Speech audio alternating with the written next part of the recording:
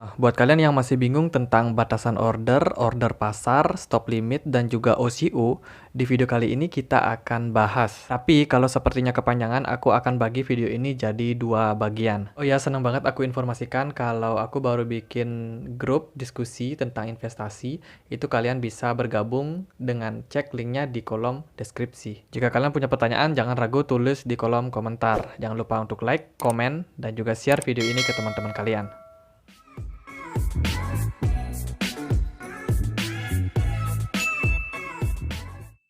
Oke, langsung aja di sini aku pakai aplikasi toko kripto. Ini adalah chart dari BNB USDT. Kita akan masuk ke topik pembahasan kita yaitu batasan order, ada order pasar, stop limit, dan OCO. Kita bahas dulu yang batasan order. Untuk batasan order ada dua, ada batasan order beli dan batasan order jual. Kita bahas dulu yang batasan order beli. Oke, misalkan kalian pergi ke pasar tradisional, kalian ingin membeli barang yang kalian mau, dan yang pasti kalian lakukan adalah kalian lihat barangnya, kemudian kalian tanya harga, dan biasanya nawar. Nah, kalau di pasar kripto kita juga bisa melakukan penawaran harga, itu dengan memanfaatkan fitur batasan order beli. Jadi kalian di kolom paling atas ini kalian bisa atur di harga berapa kalian ingin membeli sebuah koin. Jadi contohnya kita bisa tawar ke harga yang lebih murah dari harga sekarang. Nah, di bawahnya ini, di kotak di bawahnya ini, kalian nggak perlu edit, kalian tinggal pakai atau manfaatkan fitur slide-nya. Jadi kalian tinggal slide aja, minimal volume itu adalah 10. Jadi yang dimaksud adalah 10 USDT. Jadi minimal transaksi kalian kalau kalian pakai USDT di toko kripto adalah 10 dolar. Dan setelah kalian pasang batasan order beli, itu akan langsung masuk ke antrian. Jadi ketika harganya sudah sesuai dengan penawaran kalian, barulah orderan itu match. Dan sekarang kita masuk ke batasan order jual. Nah, kalau tadi kita berperan sebagai seorang pembeli, sekarang kita berperan sebagai seorang penjual. Nah, yang namanya penjual, pasti kita pengen dong menjual barang yang kita punya itu dengan harga yang lebih mahal daripada harga mestinya. Sehingga profit yang kita dapatkan akan lebih banyak. Nah, sama juga dalam hal kita memanfaatkan batasan order jual ini. Idealnya kita menjual dengan harga yang lebih mahal, tapi penting juga dilakukan analisa supaya kalian nggak jual di harga yang kemahalan, sehingga nggak ada yang mau beli. Dan untuk caranya itu sama juga seperti cara kita melakukan order beli tadi. Kita tinggal pasang berapa harga atau di harga berapa kita ingin menjual sebuah koin itu, dan juga di kolom di bawahnya itu kita masukkan berapa volume ataupun berapa jumlah koin yang kita ingin jual. Dan kemudian ketika batasan order kita sudah berhasil, itu akan langsung masuk ke antrian dan akan match ketika memang sudah ada orang yang membeli di harga tersebut. Aku pikir gampang dimengerti lah. Sekarang kita masuk ke menu yang kedua, itu ada order pasar. Order pasar juga dibagi dua, itu ada order pasar beli dan juga order pasar jual. Order pasar beli itu adalah kegiatan membeli sebuah koin di harga tersebut. Jadi kita nggak perlu nawar, kita beli di harga yang real time. Nah, kegiatan ini juga sering disebut dengan HK atau hajar kanan. Jadi untuk memakai order pasar beli ini kita tinggal masukkan volume, berapa jumlah koin yang ingin kita beli di hari perdagangan tersebut. Lalu bagaimana kita menggunakan fitur order pasar ini dalam trading? Aku pakai contoh misalkan kalian iseng lagi buka Twitter, kalian cek di sana ada yang tweet dan kalian nggak asing dengan orang tersebut. Ya, dia adalah Elon Musk dan dia nge-tweet Shiba dan kalian tahu dia baru nge-tweet beberapa detik yang lalu. Terus kalian langsung buka exchange dan langsung pasang di Shiba. Sorry ya, saya nggak ngajarin kalian beli koin micin, tapi begitulah cara kita memanfaatkan fitur order beli ini dengan maksimal.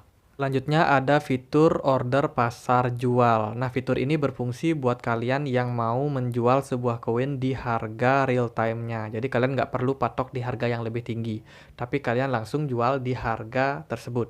Sama dengan order pasar beli tadi, kita tinggal masukkan aja jumlah volume perdagangan yang kita ingin lakukan. Dan fitur ini sangat memanjakan bagi kalian yang suka panic selling. Jadi ketika sebuah koin longsor, kalian panic selling dan kalian jual aja langsung di harga real time-nya tersebut. Kalau aku pribadi sih memang jarang pakai kedua fitur ini. Tapi bagaimana dengan kalian? Oke, menu selanjutnya ada stop limit. Jadi stop limit ini juga dibagi dua, ada stop limit beli, ada stop limit jual. Lalu bagaimana kita memanfaatkan fitur stop limit beli ini? Jadi yang paling atas, yang kolom paling atas itu adalah harga pemicunya. Jadi stop limit ini akan baru aktif kalau sebuah pergerakan koin itu menyentuh harga tersebut. Biasanya stop limit beli ini digunakan pada saat tren lagi bullish. Oke, misalkan kalian sudah selesai melakukan analisa teknikal sebuah koin dan kalian tahu kalau pola yang terbentuk itu adalah pola bullish pennant, sehingga kalian bisa pasang open posisi buy ketika memang sudah terkonfirmasi naik. Jadi kalian bisa pasang untuk harga pemicunya sedikit di atas pola tersebut dan kemudian kalian bisa pasang untuk harga penawaran kalian sedikit lagi di atas harga pemicu tersebut. Dan jika mana memang harganya naik, analisa kita benar dan selamat, kalian sudah profit.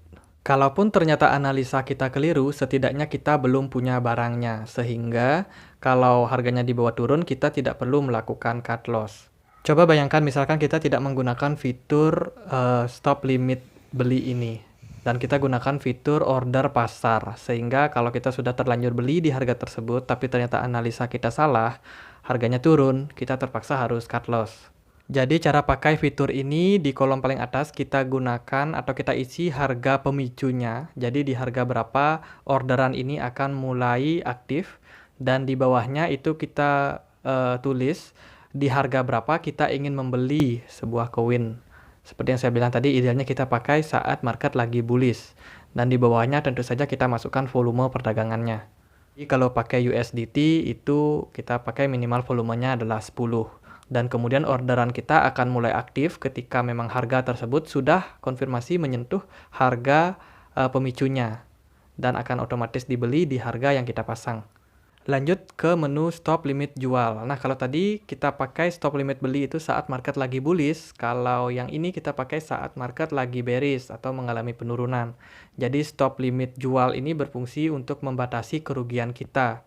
Setelah kita misalkan sudah sempat beli di harga bawah dan sudah sempat naik, tapi kita takut akan terjadi penurunan tiba-tiba. Nah, memang kalau market lagi bearish, kita nggak tahu bisa terjadi long short tiba-tiba, sehingga kita harus batasi kerugian tersebut. Nah, di fitur ini kita bisa manfaatkan untuk membatasi kerugian tersebut.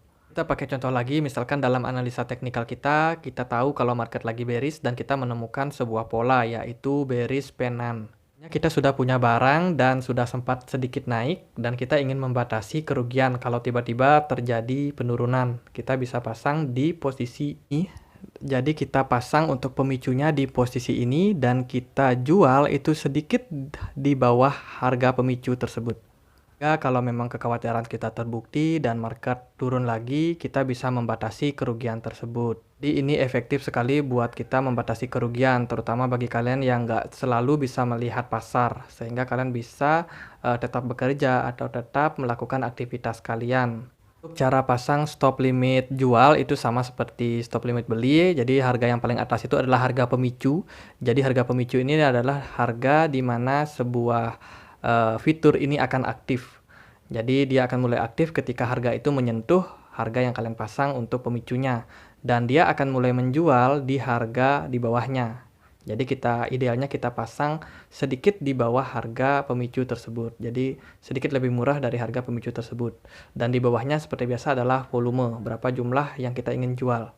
Sepertinya aku pengen lanjut untuk bahas OCO, tapi karena mungkin akan terlalu panjang, jadi aku bagi jadi 2 video. Jadi nantikan video berikutnya. See you on next video. Jangan lupa untuk klik like, komen, dan juga subscribe.